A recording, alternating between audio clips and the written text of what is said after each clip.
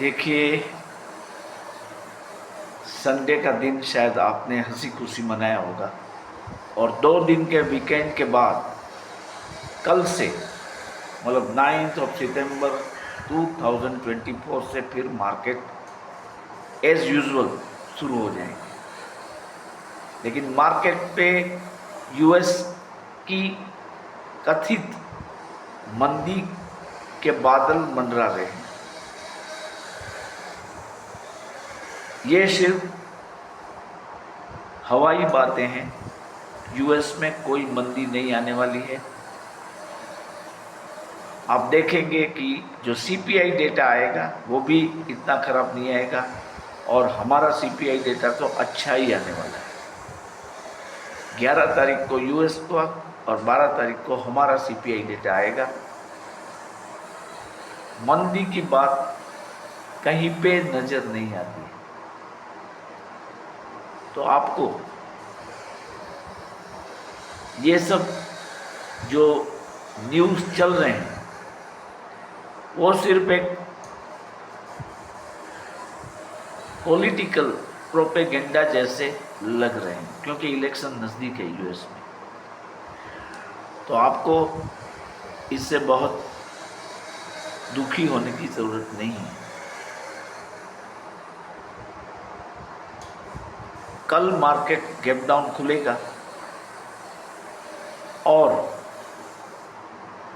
अगर ज़्यादा gap down हो जाता है तो फिर शॉर्ट कवरिंग आ जाएगी। आप ये चीज़ ध्यान में रखें। निफ्टी के कॉल ऑप्शन या बैंक निफ्टी के कॉल ऑप्शन में कल के दिन आप सतर्क रहें।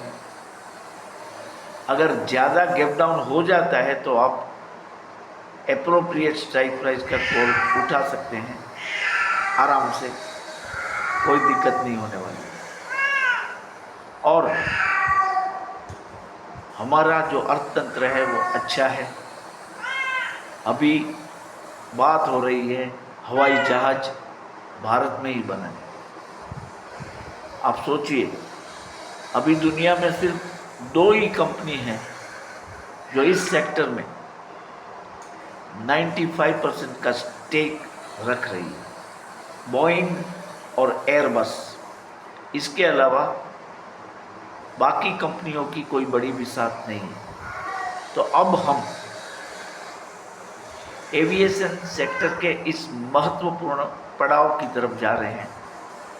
खुद एविएशन मिनिस्टर ने बताया है कि हम विमान भारत में ही बनाएंगे। हालांकि शुरुआत में असेंबलिंग होगा और in the near future passengers विमान का मैन्युफैक्चरिंग यहाँ ही होगा। ये बहुत बड़ी बात है। इतना ही नहीं कि हम विमान बनाएंगे, उसकी एक्सपोर्ट करने की भी बात है। तो ये मैं इसलिए आपको बता रहा हूँ कि जो फ्यूचर है हमारी इकोनॉमी का वो अच्छा है। लॉन्ग टर्म में अच्छा रिवॉर्ड मिलेगा। और एविएशन मिनिस्टर ने जैसे ये बनाया,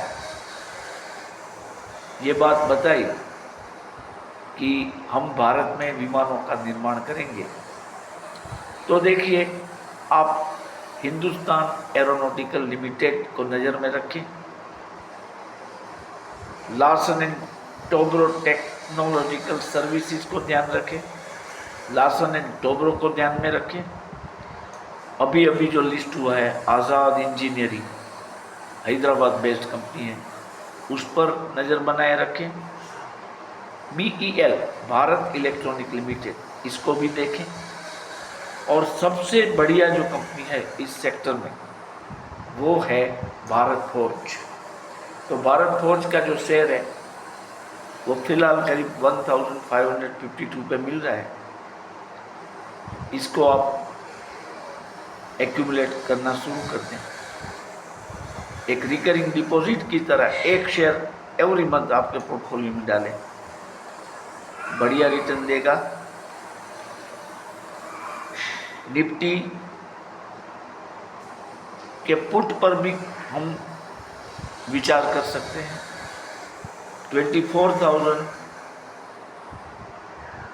900 का पुट या 25,000 का पुट हम देख सकते हैं, क्योंकि जब हमें पता ही है कि कल गैप डाउन मार्केट खुलेगी और जो इवेंट्स आने वाले हैं उसमें अभी देरी है, पैनिक सेलिंग भी आएगा, तो इस पर हम नज़र रख सकते हैं।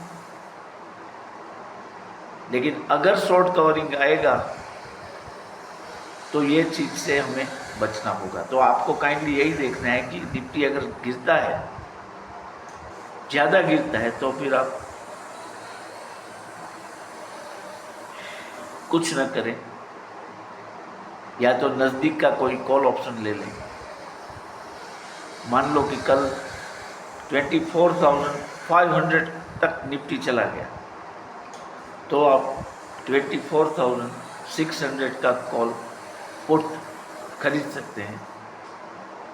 लेकिन ये जो और तो वाली बात है, आपको देखना पड़ेगा, मार्केट खुद को देखना पड़ेगा। बैंक निफ्टी में क्योंकि ज़्यादा गिरावट हुई है, इसलिए मैं इसको सेल की साइड में जाने की एडवाइस नहीं दूंगा। ज़्यादा से ज़्यादा 2 दिन हमारी मार्केट गिर सकती है, इसके बाद तो 100% शॉर्ट सेलिंग आएगा। आप अच्छे शेयरों को एक्यूमुलेट करना चालू रखें। नेक्स्ट 50 डेज में हमारे जो इंडाइसिस है वो अपने पुराने सभी ऑल टाइम हाई को ब्रेक करेंगे। ये बात आप लिख के रखें। और अगर ऑल टाइम हाई होता है तो फिर हमें तो डरने की कोई ज़रूरत नहीं है। यूएस में मंदी आए या ना आए, हमें कुछ फर्क नहीं पड़ता है। रिलायंस का शेयर भी अभी सफोकेटेड स्टेज में है। बोनस के अनाउंसमेंट के बाद भी वो शेयर चलने के बजाय घटने लगा है। तो अब क्या हुआ है, जनरल बिलीफ हो गई है कि ये और घटेगा, क्योंकि मार्केट में मंदी की बात हो रही है। तो लगता है अब रिलायंस चल सकता है। तो इस पर आप ध्यान बनाए रखें। हमारा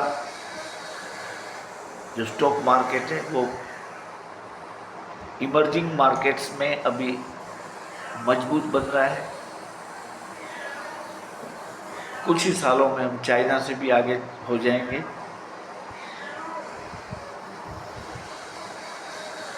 तो कल के लिए आप वेट एंड वॉच का एटीट्यूड रखते हुए आप ये सिर्फ देखें कि मार्केट कैसे चलता है।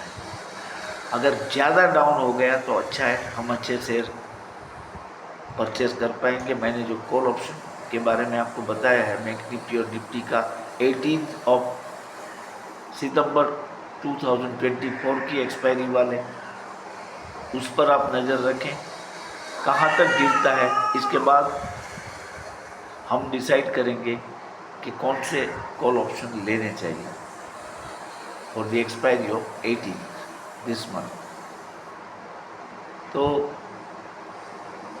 ग्लोबल क्रूज मैंने जैसे बताया वीक है, क्रूड के दाम भी बहुत कम होते जा रहे हैं। तो जो शेयर में फ़ायदा होने वाला है वो मैंने आपको बता दिए थे। एशियन पेंट्स है, बर्जर पेंट्स है, पीडीलाइट है, और टाइटन पर भी आप नज़र रखें, ये भी बढ़ सकता है। जहाँ तक अच्छे शेयरों के कॉल ऑप्शन की बात है, आप मेरी उस बात को याद रखें कि for first at least 13 to 15 days आपको कॉल बाय नहीं करने हैं दूसरी कंपनियों के, क्योंकि उसके प्रीमियम हाई होते हैं। लेकिन जैसे जैसे एक्सपायरी के दिन नज़दीक आता जाता है तो उसके दाम कम होने लगते हैं। तो आपको आराम से सिर्फ देखना है और जो अच्छे स्टॉक है उसमें कितनी गिरावट आई है वो देख लीजिए, और इस हिसाब से आप वो कॉल ऑप्शन में 15 या 14 तारीख के आसपास एंटर हो सकते हैं। कल अगर कोई क्लूज मिलते हैं अच्छे तो मॉर्निंग में मैं वीडियो अपलोड करने की कोशिश करूँगा। फिलहाल आप सबको शुभ रात्रि।